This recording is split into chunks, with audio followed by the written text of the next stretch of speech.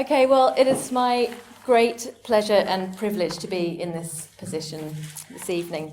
I met Fiona in this shop in 2010 when she gatecrashed my book launch. Yep. I knew absolutely no one in Melbourne at that point, and my launch party could have fit into a toilet cubicle. So I was so extremely grateful to It was a good launch. to meet Fiona. And Simone said I could come, so... Yes, Simone Howell and Yeah. Kath Crowley were there too, and I was absolutely astonished because, as I say, didn't know anyone in Australia even, let alone Melbourne, let alone three such amazing writers. And then, so that year, 6 Impossible Things was published, and I was absolutely first in the queue for that one. And I remember the moment I finished it, had my feet up on my partner, as I often do when I'm reading, and I finished it and just did my usual, why do I bother when there are people writing such amazing YA fiction? Emily's a fabulous author herself, so that's why I'm saying I'm not having that. About you. And then Wildlife, which I think made me break the record for number of train stops missed. I ended up at a station I'd never been to before because I was just so absorbed in this wonderful book. And that's before we even get into how much I adored Cloudwish. Everyone, would you please just join me in the first round of applause for our wonderful Fiona Wood.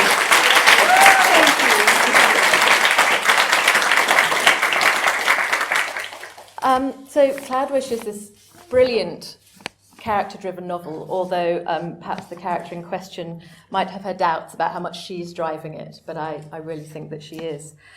Vanok, and I'm sorry for using the Anglo flatness that she so hates in my pronunciation there, made her first appearance in Wildlife, is now a scholarship student in year 11.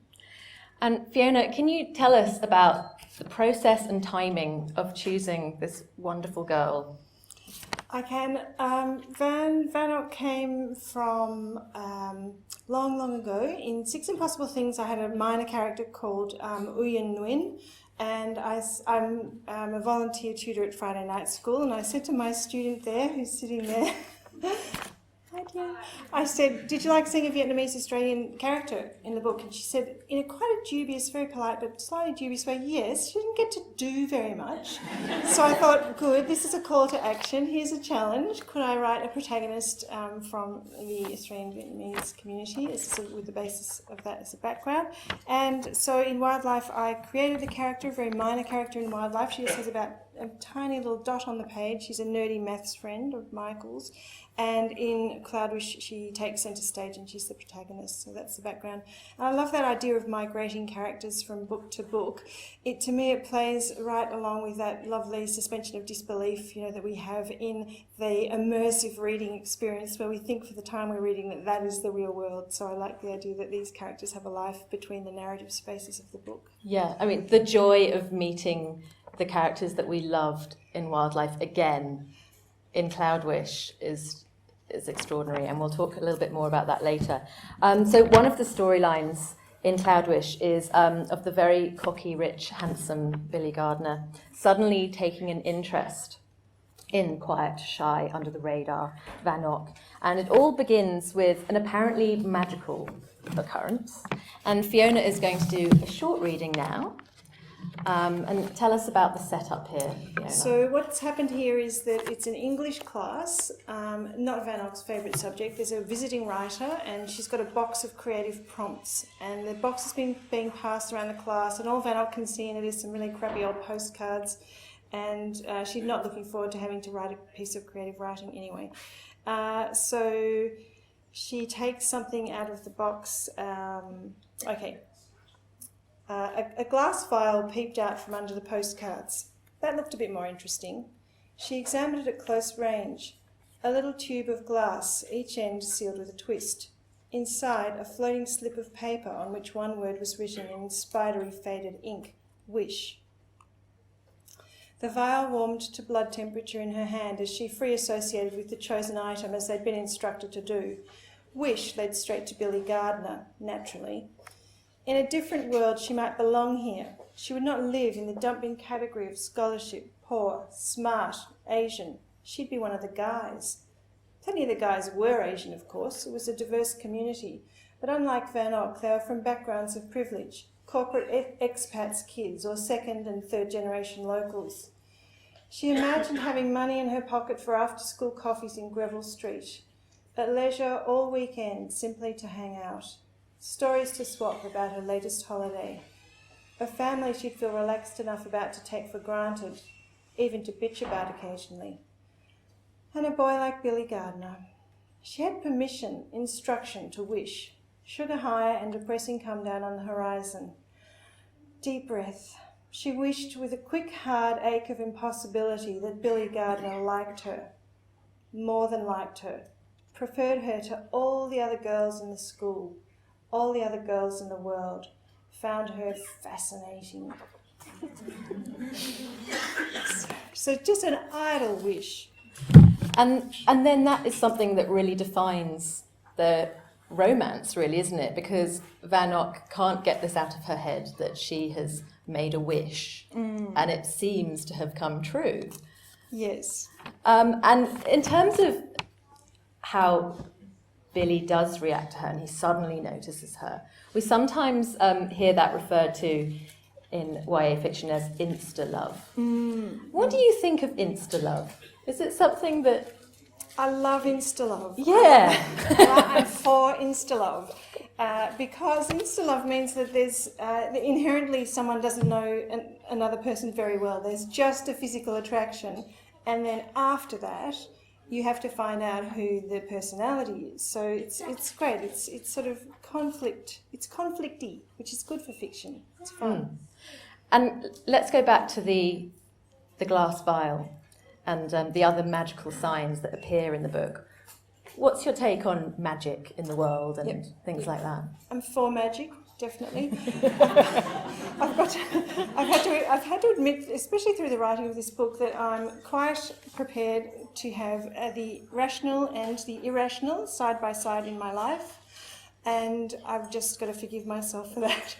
And so I don't think seriously, I don't believe in magic particularly. I'm not religious, don't believe in God. However, I read my horoscope, and if it's a good one, I get a little lift like that. Something good's going to happen.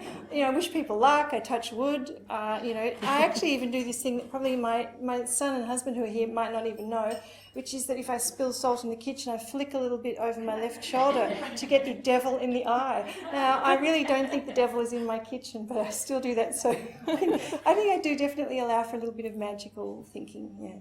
So as well as this magic and this romance, there's also some very serious stuff going on in this book as well, which is so beautifully balanced. Van Ock doesn't want to feel like she's got anything without earning it. That's a really big deal for her, and she hates privilege as much as she is a hater. She's not really a hating sort of character, although she does hate Holly, and you will see why. It did feel like you had a lot to say about privilege in this story, Fiona. I think at the moment, it feels like we're a very ungenerous society, and I think the privilege gap is growing, and, that's exemplified, I think, a little bit in that sort of keep out the boats mentality. And Van Ock is, she's someone who looks very critically at that and, would seek a more just society. I think the thing about, privilege, in order for privilege to thrive, there has to be this sense of haves and have-nots, and the haves have to see people over here as not like me. And I think that's really faulty logic, and that's why I chose that Alice Walker quote for the epigraph. Should I read? Yes, do. Read that out? Which is, one of the things we always say when we talk to people in schools about reading fiction is it's fantastic for developing empathy. We see so much about different human experiences played out. We, broaden our horizons. But empathy is more than just being able to project ourselves into someone who's just exactly like we are. And this quote from Alice Walker I just thought was gorgeous. This was last year at the Sydney Writers' Festival, and she said, "I recognise myself in Jane Eyre. It amazes me how many white people can't read themselves in black characters. I didn't feel any separation between me and Jane. We were tight." And I love that. And that's empathy. That is seeing that sort of humanity, in a broader picture of people is, yeah. So, yeah. Well, let's stick on Jane Eyre just for a moment, as you brought her up. So it was at Homework Club when she was in Year 8 that Vanok discovered this book, Jane Eyre. Can you tell us a little bit about the presence of Jane Eyre, the huge presence of Jane Eyre in Cloudwish? This is like, it's almost like if you look at Cloudwish, you could sort of see it as subtitled, "Please read Jane Eyre." It's like, I absolutely love the book. And for the character Vanok, she lives her life by the credo, what would Jane do? And Jane is similar to Vanok in a lot of ways, because she's very quiet, she's very intelligent, she's very principled, she's passionate, she's an artist, but she's not someone who announces herself with, loud exclamations. She's just a very quiet, shy person. I think Jane Eyre is really relevant. It's a terrific proto-feminist text, really relevant today, and that character is a great character for young women to read at any time, because she's someone who's principled and she's got huge self-respect and she's strong. She's great. And she does allow for just a little bit of magic as well, doesn't she? Magic, yeah, definitely. Well, for the wildlife fans in the room, all of us, we're going to have another short reading here, which is such a brilliant exchange between a few characters, including my favourite character from Wildlife. So at this point, Billy has started to show his initial interest in Vanok, and she's utterly mystified. Yeah, so they're at a meeting where they're doing volunteer work as part of their IB program. She risked meeting his glance for a second. Nothing but his wide, mischievous smile, directed at her with no apparent malice. This made no sense. Billy Gardner did not initiate conversation or crack jokes with the Vanok fans of this world. "What about your name, Vanok? What does that mean? What's the translation?" "Cloudwish." "Cloudwish? Cloudwish. That's so cool and unusual. Is that like a family name or what?"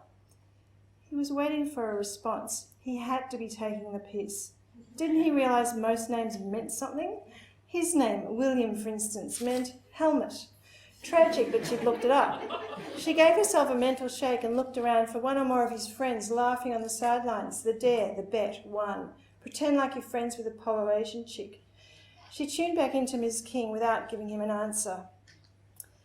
"Now, for anyone without work lined up, can we have some ideas, brainstorming, some networking? Hands up. Sharing some ideas, please, for where we might look for work." A couple of reluctant hands went up. "Visiting old people, children's hospital."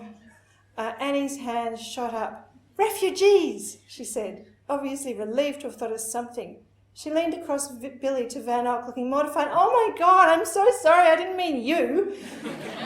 Billy bristled. "Vanok's not a refugee, you retard, she's Australian." Lou bristled. "Can you not use ableist language, Billy?" Annie bristled. "I said I didn't mean her." Vanok bristled. "There's nothing wrong with being a refugee." They were all confused. The roles were muddied. What on earth, Vanok wondered, was she doing speaking out like that? She, the quiet one, sounding so bossy. And what was Billy Gardner doing defending her? Let's see.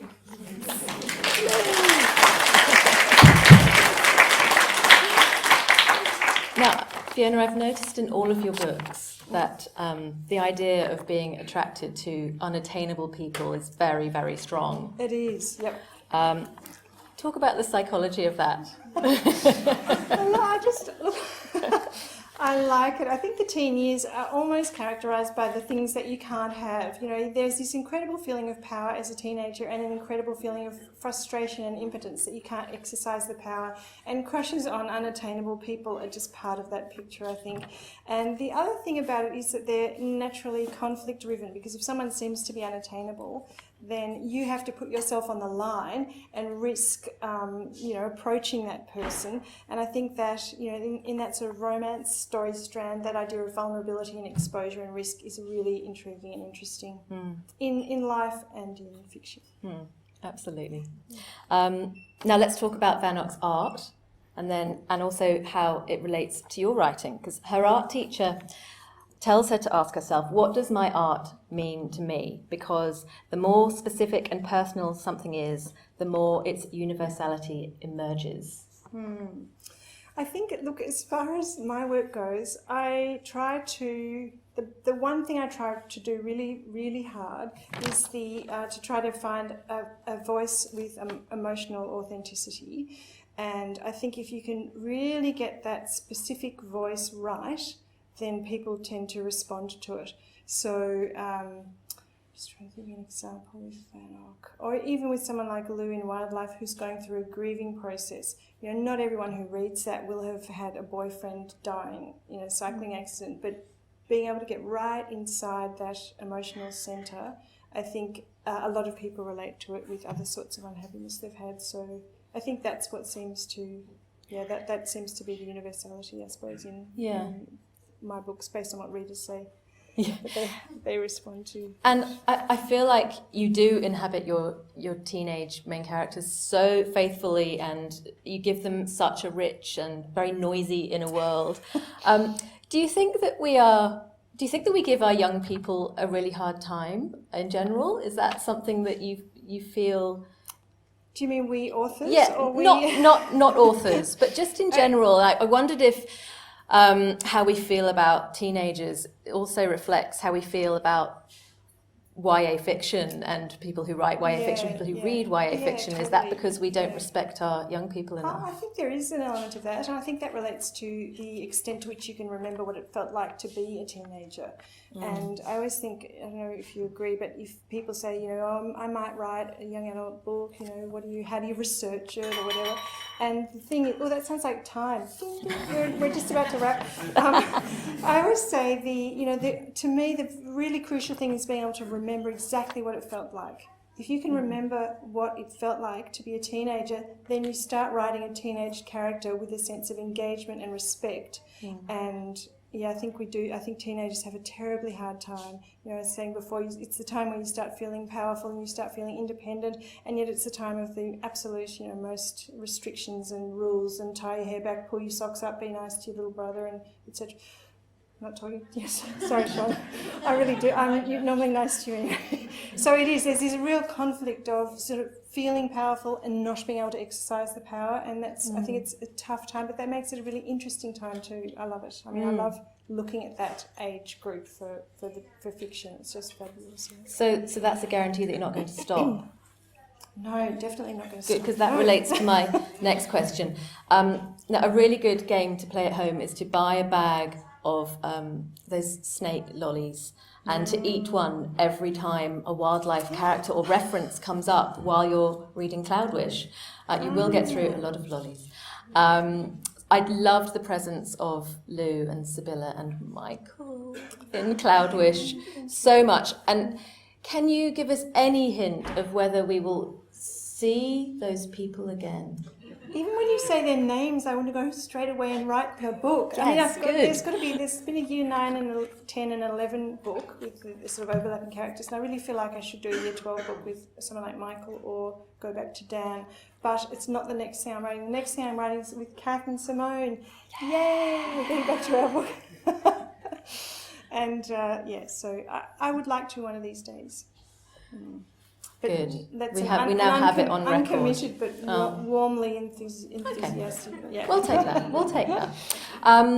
Now, before I wrap up, I believe, Fiona, you would like to say a few things. I do just have a few thank yous, and thanks for being patient. But the first thank you is to Emily Gale, who has been the most fantastic advocate for children's and young adult fiction while she's been working at Readings. And this is her last event with Readings, and it's just, they're shoes that will be very, very hard to fill. And I want to say thank you, and we've all appreciated you so much in this role. You've been amazing. Thank you so much. And absolutely.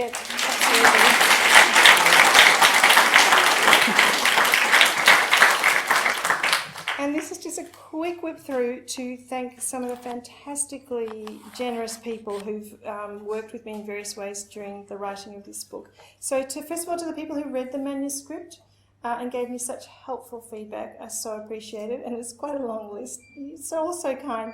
Tan Bui, Kaz Cook, Sarah Griffiths, Julie Landvot, Olivia McComb, Iola Matthews, Reba Nelson, who's come from Canberra. I think it just needs an extra clap. So kind. Diem Nguyen, New Quinn Nguyen, Lisa Top Tran, and Vicky too. To people who gave me expert advice on things like art folios, oboe, playing and practice, and rowing, Julia McGoran, Monica McGoran, James Adams, and Michael Wicks. To my lovely publisher, Claire Craig. I've got PM here, Claire, Pan Macmillan, but it looks like your Prime Minister, which I also like, who deals so patiently with all my, millions of doubts. And to the most wonderful editor, Ellie Laveau, who's great, and Little Brown too, even though they're far away. Farron Jacobs, also my editor in America, and my agent Cheryl Pientka, also far, far, far away. To friends and mentors, Kath and Simone, you just, you know how important you both are to me, and I couldn't keep writing if I wasn't able to have the conversations that we have. You're just fantastic. And lastly, to my family, Jamie and Zoe, who's in London, and George. George is probably one of my hardest critics, and he provides the most helpful notes. He's just a terrific reader. And finally, readings. Thank you so much. I love reading so much, I actually put them in this book. It feels like a home away from home to me. Thank you, and thank you to you all for coming out tonight. I really appreciate it. And there's some food. I know it's sort of dinner time, everyone's probably starving. There's some food at the back of the room, and please have another drink and stay for a chat. Thank you. Yes, so